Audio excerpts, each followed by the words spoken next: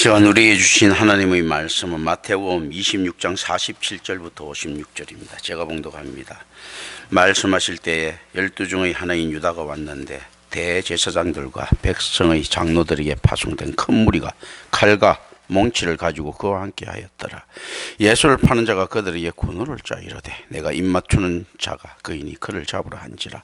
곧 예수께 나와 라삐여 안녕하시옵니까 하고 입을 맞추니 예수께서 이르시되 친구여 내가 무엇을 하려고 왔는지 행하라 하신대.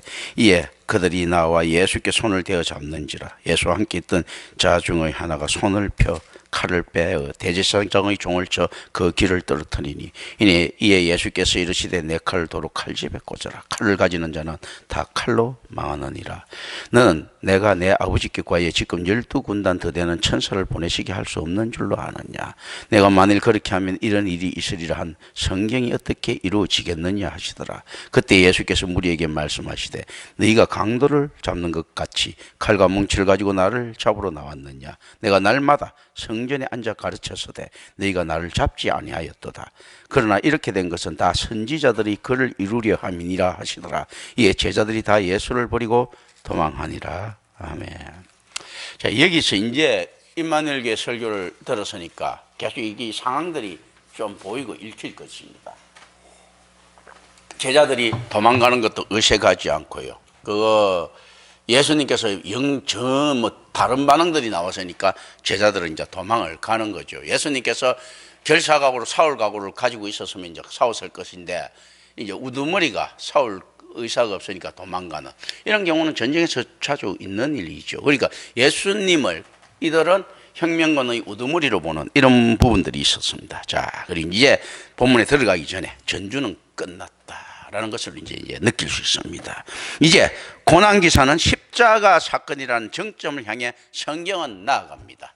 그리고 성경이 나아가고 성경이 행군 나팔소리를 막 울리면서 예수의 죽음으로 희생제물로 끌고 갈 때 성경이 지금 어떤가 하면 성경은 굉장히 강력한 진군을 할 때 이제 예수님의 제자들이라든지 그 초종자들은 무엇을 느낍니까?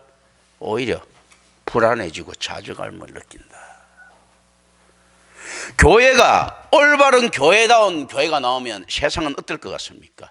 세상은 좌절합니다. 왜냐하면 저 교회가 올바른 교회처럼 저렇게 될 것 같으면 천국 갈 자신들이 없거든요. 좌절을 하는 거예요. 실제로 이 땅에 유익한 것들이 없어 보이거든. 예수님께서 당당하게 죽음을 향해 나아가니까 박수를 치는 것이 아니고 이 제자들은 도망가고 뭔가 모르게 불안해지기 시작합니다. 이런 것들. 그게 우리한테 지금도 언제든지 있는 사건입니다. 임마누엘 교회가 나타났으니까 이게 이제 전 인류가 임마누엘 교회를 갖다가 찾아올 것이다 라고 하는 헛된 기대를 했던 적도 저희가 있었습니다. 사실. 근데 실제 성경은 그렇지 않더라는 거죠. 올바른 복음이 나타나니까 세상은 어떻게 되는가 하면 기뻐하면서 굿뉴스라고 하죠. 복음. 좋은 소식이라는데 좋은 소식이 나타났을 때 세상은 어떻게 반응하는가 했을 때 불안해합니다. 두려워합니다. 싫어합니다. 그런 거거든요. 예수님의 체포로부터 이 기사는 즉시 예수님의 죽음으로 이어집니다. 이 기사는 인간의 결심과 하나님이 언약이 신비스럽게 융합된 것을 반영하는 냉정함을 취합니다. 그리고 예수님께서 이 말씀을 하시는 것입니다. 어떤 이야기를 하는가 하면요, 우리 모두가 하나님의 질서 속에 들어가 있고 바꾸지 못한다. 그런데 이게 기계적으로 해석하면 안 됩니다. 전인적으로, 관계적으로. 그래서 우리가 보통 운명은 정해져 있다, 정해진 운명 바꿀 수 없다고 세상 사람들도 이야기하죠. 그죠? 그 이야기를 합니다. 그렇다면 우리가 받을 수 있는 구원은 무엇인가 했을 때 하나님의 은혜라는 거죠. 그럼 우리가 구원받지 못하는 자는 왜 구원을 받지 못하느냐 했을 때 하나님을 반역한 자에 대한 반향들이 나타나는 것, 드러나는 것들입니다. 자, 이제 그리고 이렇게 봅니다. 그리고 따라서 포로로 잡히신 마지막 항목에서 그 중심 주제는 무엇이겠습니까? 이야기가 나오죠. 성경의 성취다. 성경은 이야기를 합니다. 하나님의 말씀에 대한 성취가 얼마나 중요한지 예수 따위의 죽음은 결코 안에서 거기서 연장선상이 지연선상에 서 있지 못하다라는 이 개념들. 이런 개념을 가지고 이렇게 됩니다. 예수님마저도 그렇다는 겁니다. 그리고 성경은 철저하게 순종하는 예수님을 이야기하죠. 어떻게 보면 수동성입니다. 그건 무엇을 이야기하는 겁니까? 인자를 신격화시키지 말라는 거거든요.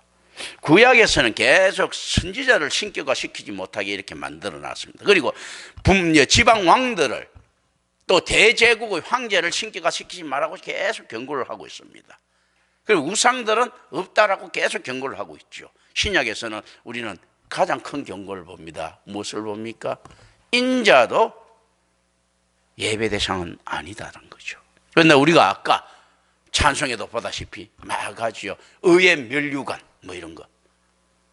이 면류관이 경배 대상이 아니죠. 예수 그리스도의 붉은 피, 보혈, 희생 제물 개념이죠. 그 경배 대상 아니에요. 십자가 경배 대상 아닙니다. 이거 저 죄의 표상이지 않습니까? 저주받은 자의 표상들. 예수 그리스도의 영단번 경배 대상 아니에요. 그냥 희생 제물이에요. 이 빠지면 큰일 난다. 근데 여기 속기 쉬운 것들이지 않습니까? 마귀가 딱 깔아놓으면 뭔가 있어 보이고 예수님이라고 하니까 뭔가 띄워야 될 것 같잖아. 그러니까 우리가 가장 속기 쉬운 것은 어디에 있는가 하면 가장 하나님과 가까이 있더라는 겁니다.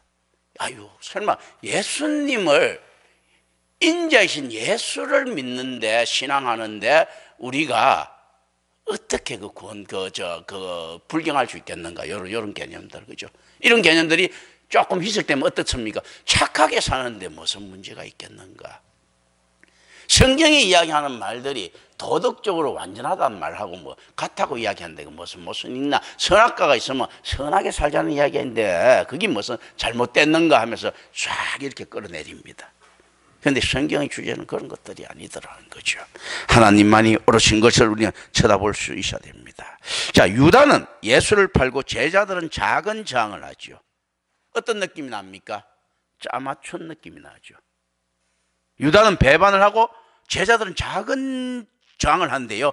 제자 중 하나가 누구를 공격합니까? 배신자 유다가 아닌 대제사장의 종을 공격합니다.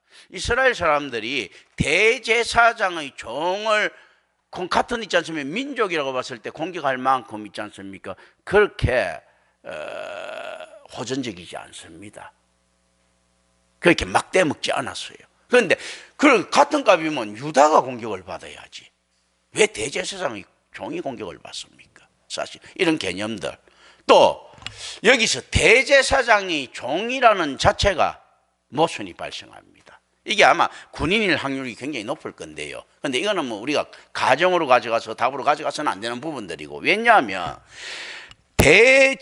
대제사장의 종이라고 했을 때 실제로 거기에 있지 않습니까? 둘러서 종의 개념이라면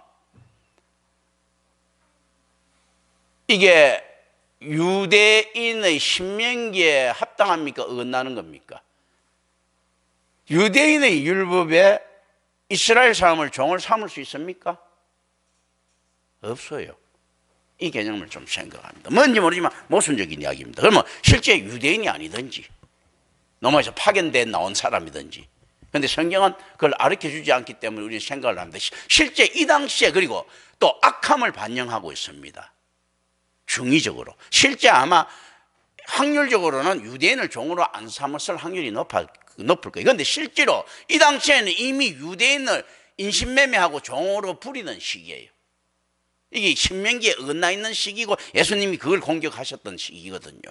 그렇기 때문에 실제로 어떻는가 하면 같은 동족을 종으로 부리는 패역함이 이루어지고 있는 시기라는 게 이것도 맞고요. 그러나 사두개인들이 모양새가 있고 가오가 있지 그 유대인들을 종으로 섞겠습니까? 모양새는 어떻든가 하면 그거 인쳐가면서 성경에 맞춰가려고 했을 거란 말이죠. 그죠? 이것도 우리가 좀 생각을 해봅니다. 그러니까 종으로 안 썼다 하더라도 대제사장의 종이라고 딱 이야기하는 것은 이미 유대 사회에 있었던 패역의 한 단면을 성경은 지금 이야기하고 있다. 종이라는 게 공공연하게 돌고 있는, 그러면서도 보통 보면 이런 경우는 생각 있는 놈이라면 안 쓰죠. 권력자들이 보면 이런 건 많죠. 권력자들이 그거 롤스로이스나 마이바흐나 뭐 뭐 포르쉐나 이런 거 잘 안 타고 다니고 그냥 뭐 에쿠스나 뭐 국내 차들 이렇게 타고 다니죠. 그 제네시스나 그런 처럼 이거 뭐 이거 이 안에서 유대 권력자들이 대놓고 유대인을 종으로 쓸 수 있겠습니까? 신명기에 어긋나는 행동을 하지는 잘 않았을 거다. 그런데 어쨌든 간에 이게 종이다. 그렇다면 이 종의 개념은 어떤 개념인가 했을 때 아브라함이나 이런 것처럼 어디서 밖에서 사온 종의 개념들이 있을 수가 있습니다. 그죠? 그렇다면 또 어떤 문제점이 발생되는가 하면 이것 종이 되기 위해서는 몇 가지 의심스러운 부분들이 있어야 됩니다. 어떤 부분이 있는가 하면 자, 성전을 지키는 대제사장의 종 같으면 흠없는 자들이 좀 돼야 되고 유대인이 돼야 될 것인데 이들이 유대인으로 귀화되지 않은 자들이기 때문에 종일 거란 말이에요. 유대인으로 귀화되는 순간은 또 종으로 만들면 안 되나? 그것도 여전히 유대인을 종으로 만드는 거거든요. 뭔지 모르지만 복잡한 모순들이 이게 성경은 지금 턱 던져주고 있습니다. 야, 생각해봐라. 지금 이 얼마나 진짜 그거 뭐냐, 그 개족보냐. 지금 이 인자에 툭 던져주는 거예요. 대제사장 종한데 여러 개 생각할 수 있죠. 이방인을 종으로 사용했다고 할 것 같으면 성전이 더러워진 거죠. 선민사상에서. 유대인을 종으로 썼다고 하면 성경을 위반한 거죠. 그리고 이방인을 유대인으로 귀화시켜서 썼다 하더라도 유대인이기 때문에 그것도 신명기에 대한 위반입니다. 이제 이런 여러 가지가 안 맞는 부분들이 있어요. 대제사장 옆에 있는 종인데 이방인을 적었다. 하나님의 전을 율법적으로 볼 때 불경하게 만드는 이런 개념들이 있죠. 이런 걸 갖다 성경이 지금 굉장히 미묘하게 던져주고 있는 겁니다. 그런데 실제 이런 걸 볼 수가 있겠습니까? 일반 사람들이. 자, 근데 뭐 자기가 아무리 읽어도 그냥 성경 10,000번, 뭐 100만 번을 읽어도 알 수 있겠습니까? 이런 것들이 쫙 다가와야 됩니다. 그리고 여기서 이제 묵상이 돼야 되거든요. 그리고 놀랍게도요, 제자 중 하나가 나중에 뭐 이제 다른 데서는 보면 이제 누가복음입니까? 거기서는 베드로로 이렇게 이름이 나오는데 그 길을 자르는 신공을 발휘하죠. 준비된 칼, 엄청난 무공. 그리고 이게 이 종으로 이렇게 편입됐을 것 같으면 이 긴박한 상황에 임시로 용병을 고용할 수도 있었을 것이고 이게 되면 이게 군인들이었고 굉장히 사실은 무공이 전륜한 사람들이었을 것인데 이제 그 길을 갖다가 이제 자르는 그 신공을 이렇게 발휘합니다. 어부가 얼마나 그러면 평상시에 얼마나 그 칼을 연만 많이 했다는 거예요. 그러니까 이미 이 제자들은 언제부터 예수 그리스도의 말씀을 갖다 올바른 복음을 못 받아들이는가 하면 처음에 아마 오병이어 때 사람들 따라다니고 세례 요한 죽고 뭐 이렇게 했을 때 이때부터 아마 칼 쳐는 연습했을 수 있어.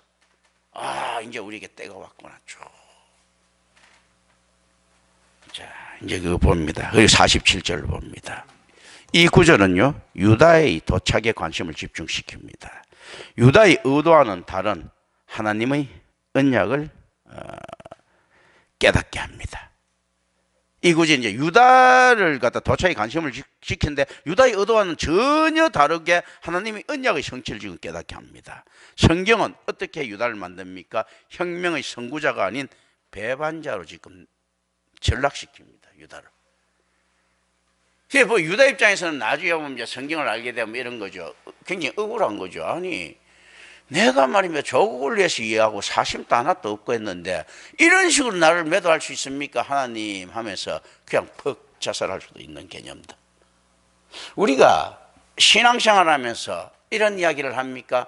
아유, 제가 말이면 하늘을 부끄러 한 점 부끄러움이 없이 도덕적으로 살았습니다. 그리고 내가 사람도 온결만데 그리고 내 모든 재산을 갖다가 어떤가 하면 내 이웃을 향해서 나눠줬는데 뭘 했는데 나는 사심이 없이 예수를 믿었는데 그런데 저보고 지옥이라니까 말이 됩니까? 이런 감정들. 지금 유다가 세상에서 이제 배반자, 영웅은커녕 배반자가 돼버린 거예요. 지금 자기가 한 일이라고서는 어떤가 하면 유대의 독립을 위해서 엄청나게 일을 하고 그 예수님한테 들어오는 그 헌금들도 쪼개갖고 막 안에서 저 독립군들한테 보내주고 그 민심을 얻기 위해서 또 얼마나 그 한심을 사기 위해서 가난한 사람들한테 잘했겠습니까? 이러는데 지금 유다가 딱 보니까 나중에 이 꼬라지로 가면 어떻게 됩니까? 그냥 스승을 팔아먹은 가장 쪽팔리는 자가 된 거예요. 지금 정말 안 풀려도 너무 안 풀렸던 거예요. 이거 지금 유다가.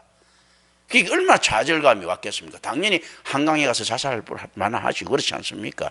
좀 되면 한강 가서 자살하지 뭐. 자기 모든 거 투자했던 게 이게 전부 다 이상하게 돼가지고 그거 잘못돼 버렸는데, 국가를 위해서 일한다고 떡댔는데 어떤 놈은 빨갱이로 몰리고 재산 다 몰수되고, 그러면 뭐 한강 가서 자살 안 하겠습니까? 이제 이런 개념들이 득 들어가 있는 겁니다. 유다는 성전의 경원, 또 고용된 용병, 심지어 파견된 로마 병사들과 함께 도착했을 것입니다. 유다의 요청에 의해서 아마 이 병력들이 소집되었을 것이다. 이 병력들은 그렇다면 어떤 사람으로 지금 구성되어 있겠습니까? 혁명군의 적대 세력입니다. 바리새인이 안 보이죠. 혁명군, 이게 무슨 말인가 하면요, 우리가 상상할 수 있습니다. 비교적 바리새인들은 대중의 지지를 폭넓게 얻고 있었어요. 그런데 혁명을 얻으려고 하면 대중의 지지를 얻어야 되죠. 그리고 뭐가 있으면 협치가 일어나야 됩니다. 같이 힘을 합할 사람들, 민초들을 설득시킬. 그런데 만약에 혁명군이 존경받는 바리새인까지 다 때리잡으면 이거는 강도처럼 여기시겠죠, 그죠? 이 바리새인 손대기는 쉽지 않았을 겁니다. 그래서 이미 혁명군으로부터 바리새인들은 협조 요청 받았을 수도 있습니다.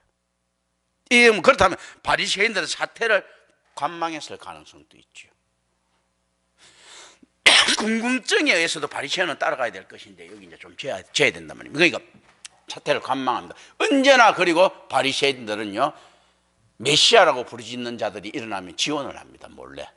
아마 이 혁명군들 지원도 바리새인 돈 많이 지원했을 거예요. 아마 그 예수의 지원 굉장히 많이 했을 겁니다. 그 대표적인 것이, 그래서 불쑥불쑥 튀어나오는 것들이 우호적으로 지원했기 때문에 니고데모 같은 사람들도, 또 아리마대 요셉 같은 사람들도 이렇게 예수를 도울 수 있었던 거예요. 사실은 안 지키고. 뭐냐면 바리새인들은 지금 특성상 엉터리 메시아가 나타나도 지금도 지원합니다.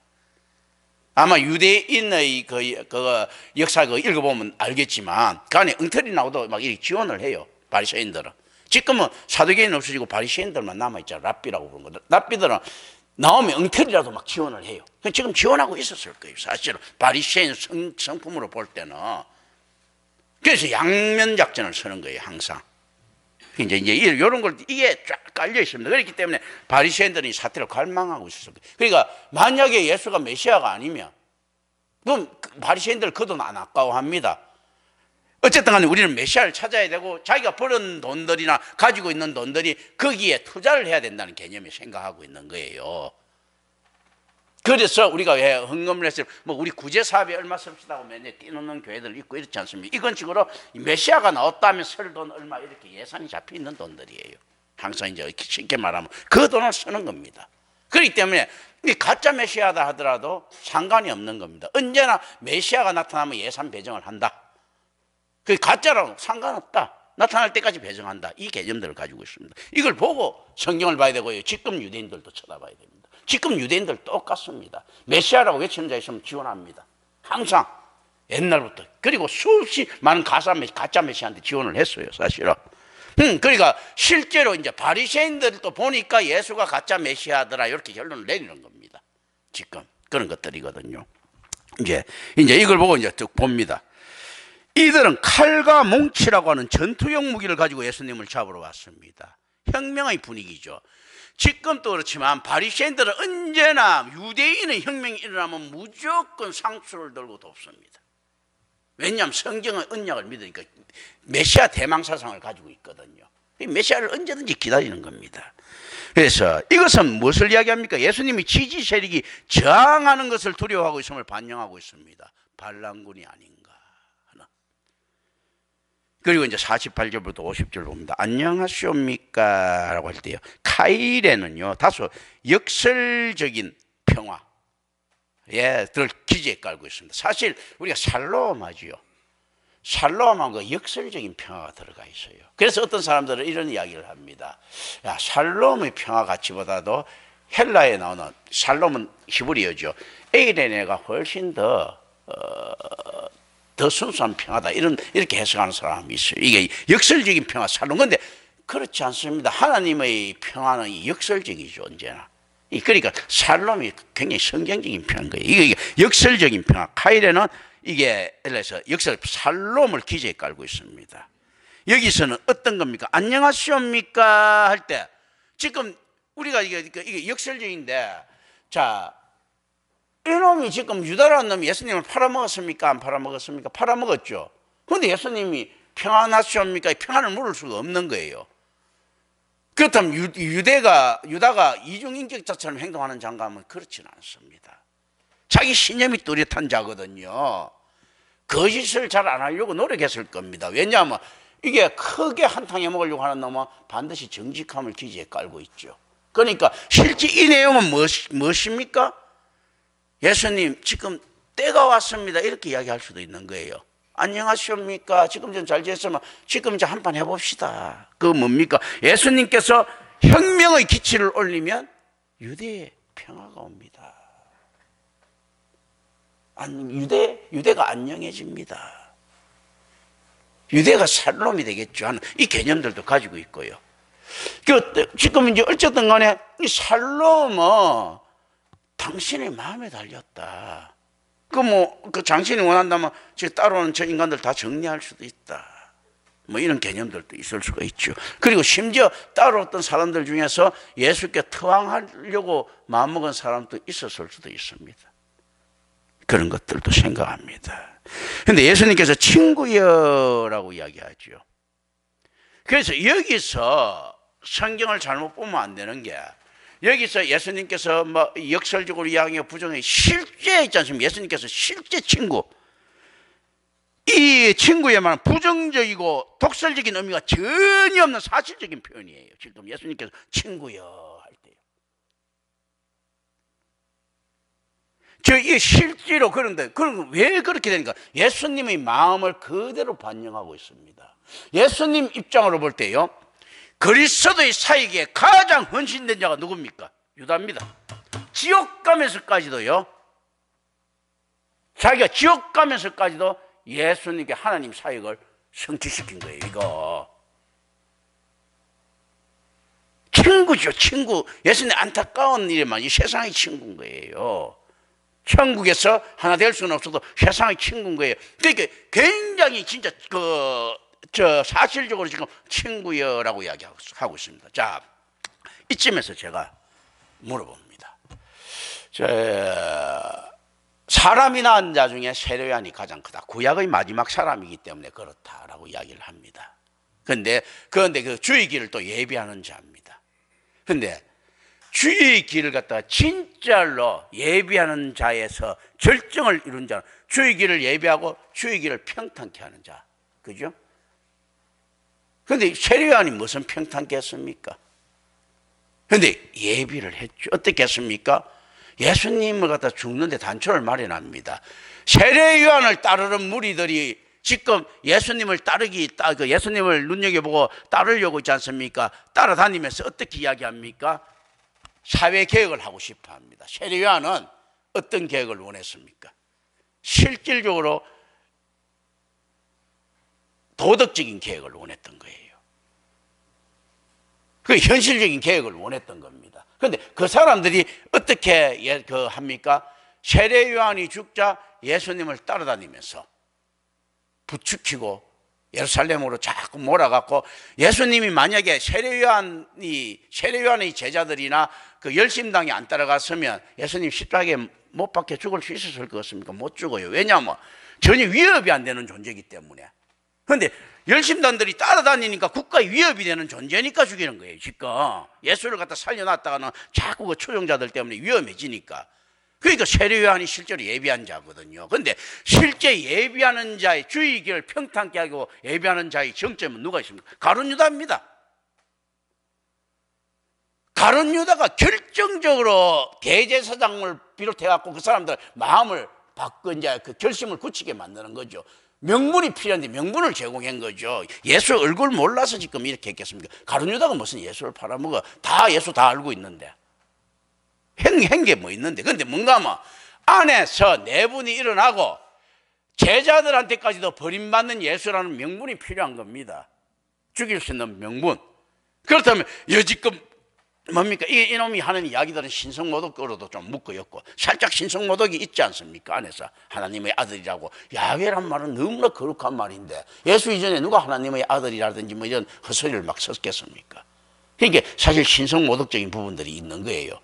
그러니까 이걸 갖다 집어열 수 있는데 로마는 신성모독죄라는 것은 말이 안 되죠. 하나님의 아들이라고 할 때 신성모독은 죄가 되는데 이게 하나님을 갖다 이런 식으로 표현한다고 하고 죄가 안 되니까 그 반란죄 이런 거 가지고 이제 죽이려고 하는 거죠. 사실은 이런 부분들이 쭉 생각하면서 이렇게 쭉 봅니다. 그걸 볼 때 가룟 유다만큼 완벽하게 있지 않습니까? 이렇게 예수 주의 길을 평탄하게 못 딱 박은 사람이 누가 있습니까? 친구죠. 예수님 보실 때는 친구인 거예요. 이게 실제 교회의 사역이라는 것은 그렇습니다. 마귀 새끼가 없으면 교회의 사역이 필요합니까? 세상에 악함이 없으면, 세상이 타락 안 했으면 교회 사역이 필요 없지요. 교회가 거룩하는데 가장 큰 공을 세운 것들이 누군가 하면 마귀 새끼, 이단들 이런 거죠. 세상이 타락한 것들 때문에 교회가 거룩해지죠. 타락이 없는데 뭐 어떻게 교회가 돋보이겠습니까? 그래서 실제로 세상적인 친구가 되는 거예요. 그렇기 때문에 교회가 그들과 교제할 수 있는 명분이 생기는 겁니다. 그렇지 않으면 친구가 아니면 가룟 유다하고 사귀지 말아야지. 예수님께서 우리가 세상과 같이 소통한다는 거, 친구가 아니면 소통하지 말아야지. 그런데 교회를 거룩하게 만드는 사역에 동참한 친구이기 때문에 하는 이 역설성 이런 걸 갖다 우리가 보면 예수님께서 친구야 할 때 우리는 딱 느끼게 되는데 감동을 막 받아야 돼요. 유다는 예수님을 배반함으로써 하나님 언약에 대한 성취에 사역됩니다. 어느 누가 유다만큼 있지 않습니까? 예수님 사역을 도울 수 있었겠습니까? 베드로 같은 이 떨거지들 안 되니까 바울도 이렇게 못하지 않습니까? 마가도 그게 안 되지. 뭐 안 되는 거예요. 그 제자들 마가처럼 열정적으로 따라다니는 평신도 이 당시에 그것도 안 되는 거예요. 마리아도 안 되지 않습니까? 지 아들 챙겨가고 안 죽게 만들었겠지. 이렇게 예수님이 십자가에 못 박힐 수 있도록 큰 공을 세운 사람이 어디 있습니까? 가룟 유다만큼 친구죠. 친구야. 하나님의 뜻을 행하는 자는요, 악한 모습으로도 언제나 성도의 친구로 사역하고 있습니다. 성도의 구원을 돕는 자는 누군가 했을 때요, 세상에 유기된 것을 보이는 엉뚱한 교회일 수 있습니다. 여기서 몇몇들은 엉뚱한 교회들에 보고 실망해서 임마누엘 교회의 정체성에 더 적극적으로 참여하고 이해하고 있는 부분들도 있지 않습니까? 만약에 세상의 악한 교회를 경험하지 못했다면 임마누엘 교회의 귀함을 알겠습니까? 그런 의미에서는 친구죠. 그렇죠. 사탄도요, 욥의 구원을 도왔죠. 사탄이 욥을 구원을 얼마나 적극적으로 도왔는가 하면 욥에게 위협될 만한 욥 와이프까지도 제거하면서까지도 도왔습니다. 그렇죠, 그렇죠. 그런 것들이거든요. 이게 뭐냐 할 때 하나님의 허용입니다. 하나님께서 욥을 시험하도록 허용해 줬을 때는 어떤 것이 나타나면 욥의 안전이 보장됩니다. 욥에게 항상 옆에 다이너마이트처럼 숨어 있었던 마귀의 특수부대 욥의 와이프가 날아가죠. 그런 것들, 이 하나님의 허용이 들어가 있습니다. 그리고 51절부터 56절 봅니다. 요한복음 18장 10절부터 11절 그리고 26절을 참조하면요, 길을 자른 자는 베드로로 나타납니다. 그리고 누가복음 22장 51절에 보면요, 그 길을 예수님께서 고쳐주신 것으로 나타납니다. 누가복음에는. 그래서 어떤 면에서 유다가 받았던 기적이 나타났지요. 그런데 대중의 협조는 없습니다. 왜 그렇게 했습니까? 묘하죠. 이들이 지금 여기서 안에서 모순이 드러납니다. 유다가 원했던 것은 실질적으로요, 거짓된 평화들이죠. 말 그대로 안녕하십니까 샬롬이었어요. 카이레거든요. 이게 이제 그렇게 그 평화를 얻으려고 하면요, 어떤 것들이 이루어져야 됩니까? 예수님께서 잔잔하게 평화롭게 우리 함께 잘 삽시다 했을 때 대중들이 반응하고 들고 일어나야 되죠. 그런데 어떻게 일어납니까? 상대방을 박살내고 부술 때, 파괴시킬 때 이들이 협조하지요. 평화유지군 하는데 어떤가 하면, 자, 우리 평화유지군입니다. 예수님께서 뒤를 붙여주고 막 이렇게 안 일어난 거야. 그냥 예수님께서 있지 않습니까? 안에서 박살내고 목 자르고 이렇게 했으면 일어났을 거야. 어불성설이죠. 이들이 말하는 평화는 그렇다면 과연 무엇인가 했을 때예요. 인류에 무엇을 기여합니까? 또 다른 형태의 파괴지.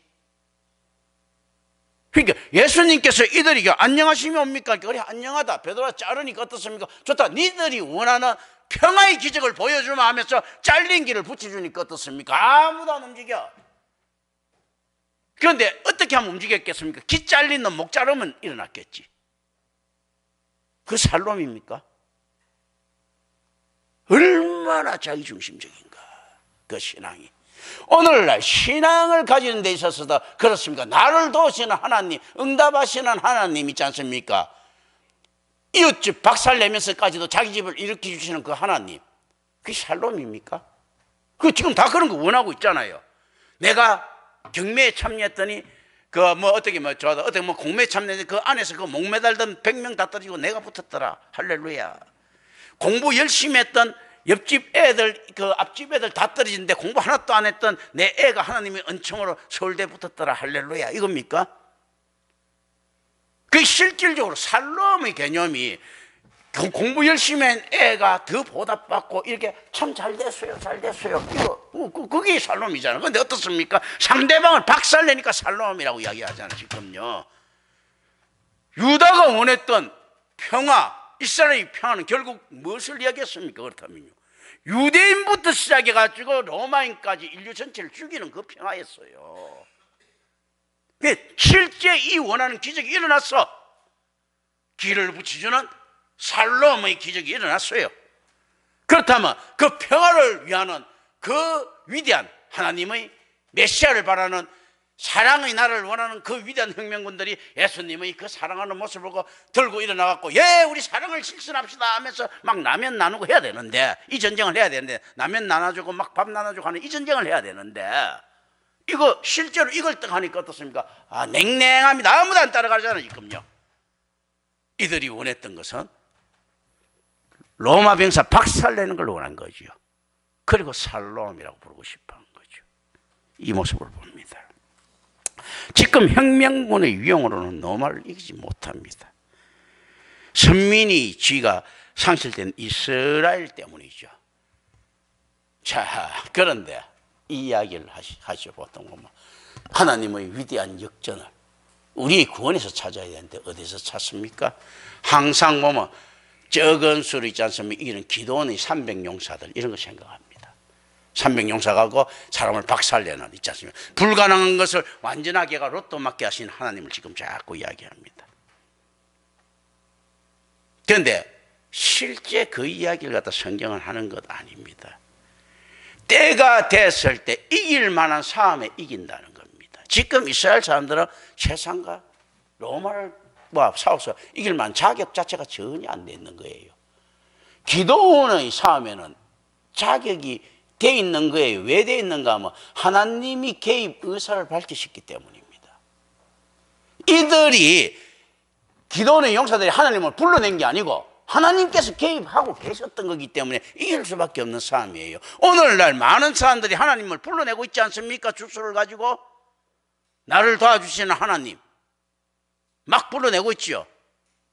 이런 개념이 아니고 찾으시는 하나님 때 이기는 겁니다. 이런 것들을 우리 생각합니다. 완전수인 12군단이 더 되는 천사들에 의한 구원은 우리가 막 12군단이 더 되는 천사들을 부르지 못할 것이니 이 사실은 이렇게 액면 그대로 해석해버리면 굉장히 예수님 말이 유치하죠. 그런데 이게 실질적으로 이 구원들이 일어나는데 어떻게 일어납니까? 재림주 그리스도 때 그 유형이 나타날 것이라는 거죠. 아마겟돈의 전쟁이라든지 이런 것들이 뭐 전쟁 때문에 일어납니까? 그리스도의 유형을 나타내기 위한 것이죠. 뭐 마귀하고 하나님하고 무슨 게임이 돼야 전쟁을 붙지. 전쟁 자체가 될 수가 없는 겁니다. 체급이 안 맞잖아.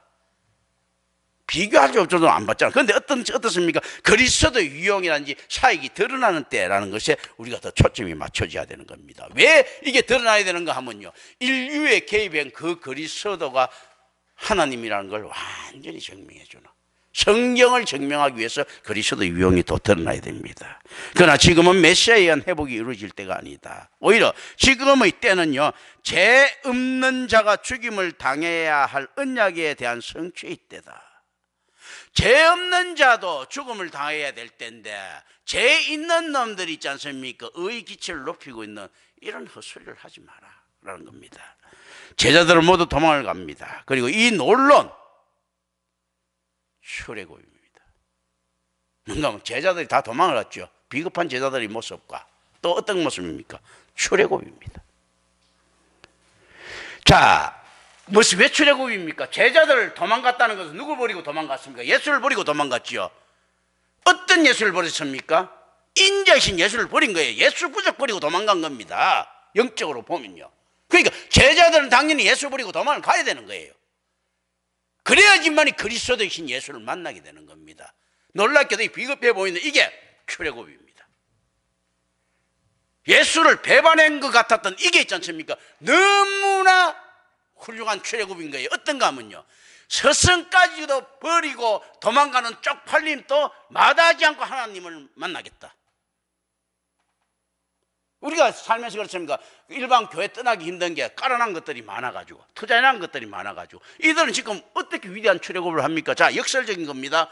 제자들은 이스라엘에서 고대 근동 지역에서 가장 수치를 이기는 제자, 스승 뒤통수 치면서까지도, 나 스승까지 죽이면서까지도, 뒤통수 치면서까지도 나는 하나님 믿을래, 그리스도 믿을래, 이 형태를 가지고 있는 거예요.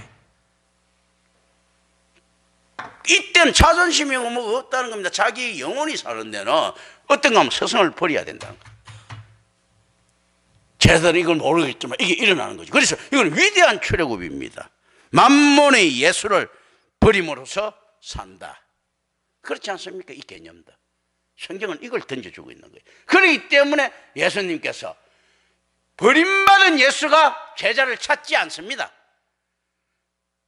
버림받은 예수는 당연히 버림받아야 될 예수인 거예요. 인자고. 이 인자이신 있지 않습니까? 예수 부적을 버리니까 누가 찾아갑니까? 그리스도이신 예수가 찾아가는 겁니다. 이 예수를 못 버렸으면 그리스도가 안 찾아가지. 우상숭배자인데 이 인자를 버리니까요, 그리스도가 찾아가는 겁니다. 이 개념도.